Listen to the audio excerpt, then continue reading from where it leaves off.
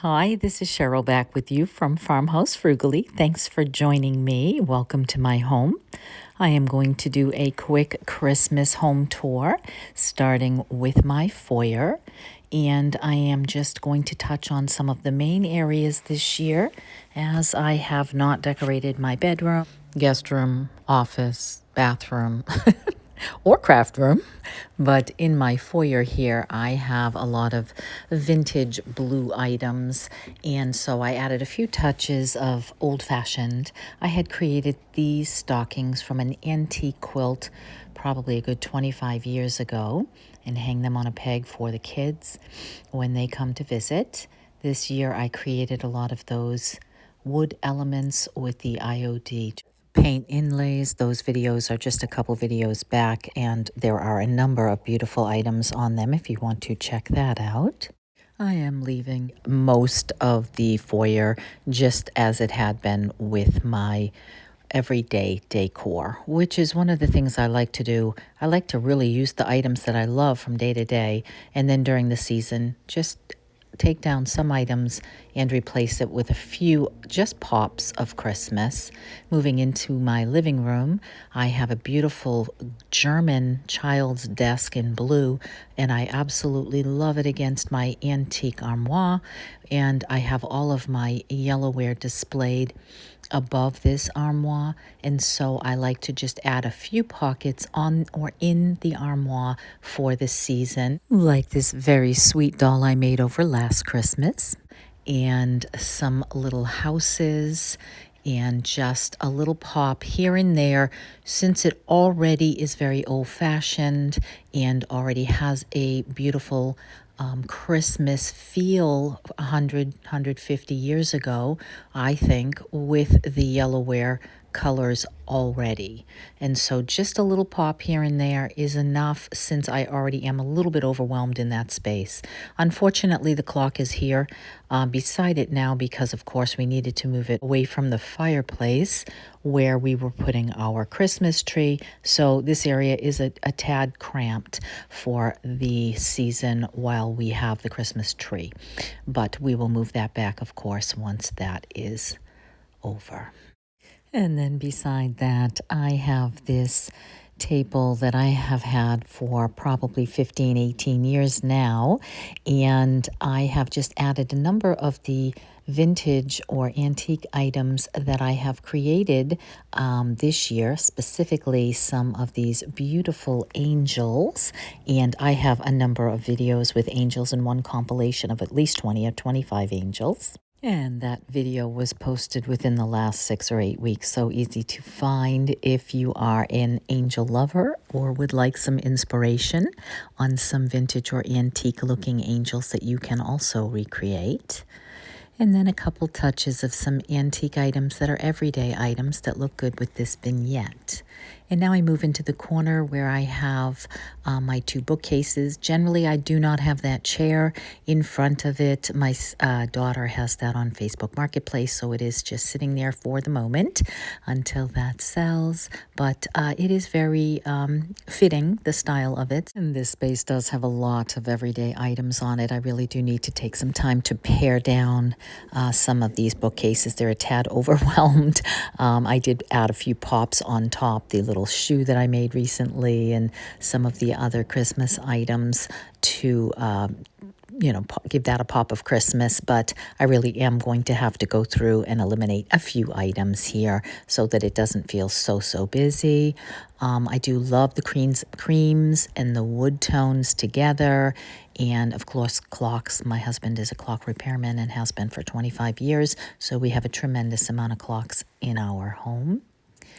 And then that takes me on to the mantle across the room. And this mantle, I made this Christmas banner last year. I believe it was last year. It might have even been 2 years ago now. Added my beautiful green and white check stockings that I also made with the matching Christmas tree skirt I did buy an antique quilt, and a number of years ago created those. And I do believe that just a touch of ribbon hanging down makes all the difference in something Sometimes that's all it requires is just a touch of green or a touch of ribbon. I had these silver reindeer last year. I got them at the Goodwill bins for $1 or $2, and I had 6 or 8 of them, and my beautiful snow babies. And so some of those houses that I really honestly have gotten at the good table at the dump, I just created that beautiful mantle.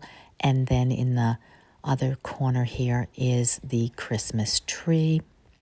This year I took that same ribbon that I had on the stockings and just created that 3 or 4 hanging down from the top branches, automatically curled, so I loved that look. I did keep it very simple. I only used about half of my ornaments, and primarily it is either silver or red with a few pops of some handmade old-fashioned clay or paper Christmas ornaments that I have made over the past several years. I have at least 500-600 videos on my channel, so you will see a number of ornaments if you take a look back. And then that angel my mother-in-law had made many years ago, and I put hair on her because she had some form of moss, I believe, which I never loved. And then this year, just a couple of weeks ago, I did make this beautiful nativity out of fence posts, and I absolutely love it. My 3-year-old granddaughter loves it. She's forever taking baby Jesus out of his little manger bed. So I think that they came out quite adorable. So that video's a couple back if you would like to recreate something like this. And then on the other side of the room, I have my partridge in a pear tree table. This living room is a very large living room. I would say it's probably 20 by 25 or 30 feet. So it's a pretty good size, which is why it has so much in it. So I really had so much fun creating this with the song-inspired Christmas DIYs a few videos back as well. And this was my partridge in a pear tree. So I decided to keep that up for the holiday season. And stepping back, I do try to keep my living room very neutral because there are so many areas of decor. On the couch table, I have the beautiful carved wood candlesticks and items I made a few years ago. Last year, I created this sweet little Jesus and Mary, and this year decided to put it here in its prominent place in the middle of the living room on the coffee table trunk and under the cloche here, and I think that is absolutely adorable. I did not put up my actual nativity this year, so those two will do. And then next year I'll probably revert back to the white, beautiful porcelain one that I have. Just like to dress things up here and there, but you can't keep everything. So I do rotate them and other times give them away and then move on because I'm forever creating something new for my space. And so I've had this 2 baskets and the skates up for a few years now, and that's probably something I'll change out next year. I do love them. They're very old-fashioned and very simple, but I thought that it would be good to give this area a whole new look next year, so we shall see. And then that takes me on to my dining room. I have moved the entire dining room around. I had been toying with the idea for a while now, and we are hosting about 30 people for Christmas Eve. So it was sort of a necessity to give us a little bit more room in here. So I'm glad that I did. Moving the hutch into this area does give us a lot more foot traffic area. And then this is my everyday stuff with pops of red for Christmas. Pretty much keep the white ironstone on here all the time with some pewter, and that is the typical look for me. But this year I just added those little pops of Christmas to dress this up, and I absolutely love how this looks for Christmas. I have been married for 41 years, so we have certainly been collecting over the course of years, and we used to own a primitive country shop and clock shop of our own a number of years back, and so this room has a primitive country feel to it because those items that I did keep in that primitive country decor tend to be here in this dining room. So I have a little bit in the living room, as you saw, with the yellow ironstone, but this is the room that I would say is primarily more of a primitive country feel. And so there are a few pops of that here on the hutch, because across the room with the bench and a few other displays, it is very much a more primitive country theme. So you will have to let me know what your scheme is in your home. This is down the hallway across from that dining room where I had just moved this small table with my silhouettes when I was moving some items. It may not stay there, but it is there at least until we have our Christmas party to get that out of the way of the foot traffic in the dining room. And those signs I have above my doors I made many, many years ago. I get a lot of compliments on those. And so this year I have my beautiful artwork here up for the season, and then I will move the black round mirror back there once I take Christmas down. But to the left of it, I have this sweet antique piece that was my grandmother's, and with a few pops of mostly my everyday items that I keep up, this beautiful gray tone dishes that I found that are almost the exact color of my wall color that I love. The little angels, again, I have that video with a lot of angels in it. And then the other side of the room has this beautiful bench and this corner filled with the primitive country items that I love. Here on this side of the dining room, I have a beautiful little antique desk. Actually, my mother gave this to me when I was 13, and that was a long time ago, and it was an antique when she gave it to me, or at least vintage. I guess she knew from when I was a very, very young age that I would end up in an office. And so this is just a touch here and there of things that I had collected over the years or taken from my shop. Recently, I got those gorgeous cutters and sugar sprinkler at the Goodwill bins, probably less than $1 each. So I always keep my eyes open for the small things. Now, this bench we got on our 5th wedding anniversary, so that is 36 years ago, and we have, of course, loved that over the years. It is still in excellent condition. I love to decorate with it, and I love the pops of black here in the dining room. So the reason for moving the dining room around was to center the table on the large window and to put the hutch to the right. It used to be over to the left. It is a little heavier on the right side, but I do love having that table in front of the window. We will have to move the chandelier overhead just to swag that over. And this is a look at the complete dining room, except that I did not set my table. I am on the hunt for a beautiful garland, and I will add some touches to the dining room table another time. But that gives you a good feel of what the dining room looks like.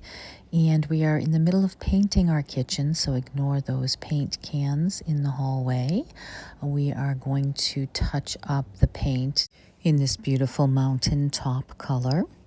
And then here in the kitchen, I had just a few pops here and there of Christmas. Having 30 people over will mean that they will be using a lot of the kitchen. So I do want to keep the counters and the island pretty free so that we can put a number of items there. I do have that red berries on top of the refrigerator in a bowl, this beautiful little snow globe that I made with the sweet little snow people in it, the little snow babies, last year. And I think that looks really sweet there. And then just a few pops here and there of some kitchen items in the green, and the video that I did somewhat recently using some kitchen tools or kitchen utensils. I left some of those little Christmas items here on the counters, but ultimately I am keeping it pretty sparse, nice and clean. I hung a wreath from my wood vent cover, and then of course I have that little tiered tray that primarily stays there all the time, and I just switch out the little items that are on it for the season. And so I had done that recently in a video. And then my favorite section of my kitchen is toward the left, and so I absolutely love the beautiful vintage furniture that I purchased a number of years ago, which I call a hutch. I'm not really sure the technical term. It was a mail sorter, I believe, and somebody married it to the piece underneath it in this gorgeous blue. And so that, I would say, is probably my favorite item in my home, this beautiful blue piece. And so I love to decorate this for all the seasons, keeping it a lot of blue this year with a few pops of red. I did a few dried oranges and some cinnamon sticks and some very old-fashioned touches of Christmas, a few green pieces here and there, just to make the items that I collect and the items that I love pop. And so really, there's not a lot of Christmas. It's a little pop here and a little pop there, just so you get the feel of Christmas, but it's highlighting the everyday items that I really absolutely love. So that, I think, is a much less expensive way to decorate for the holiday. It doesn't require a lot of bins of storage either. I did take a few pomegranates and put those in my pantry, and I did hang a pair of ice skates on the beautiful wood barn door of my pantry for a little pop of Christmas there. And then primarily left my pantry as it is because it is a very practical place with items that we obviously use. I did not clean out every single thing we own here. This is real life. We actually drink coffee and eat food, take vitamins, all the things. So I am just showing you the collection of Peterborough baskets that I have there in that beautiful pantry that my husband and I created ourselves. I designed it and he built it when we redid our kitchen, and it is one of my favorite places in my home. So that is what the kitchen looks like now. Pops of Christmas here and there, and I am very happy with that. I may do our bedroom, but I have not done that yet. I would like to get another Christmas tree. We haven't had a Christmas tree in our bedroom for many, many years. So if I come across one, I may do that this year, and if not, maybe next year. But I am very happy with the touches of vintage and old-fashioned Christmas. I would love to know what you think. Please hype this video. Please like it and leave a comment for me. And I am so grateful you stopped by. I hope that you have a very Merry Christmas. God bless.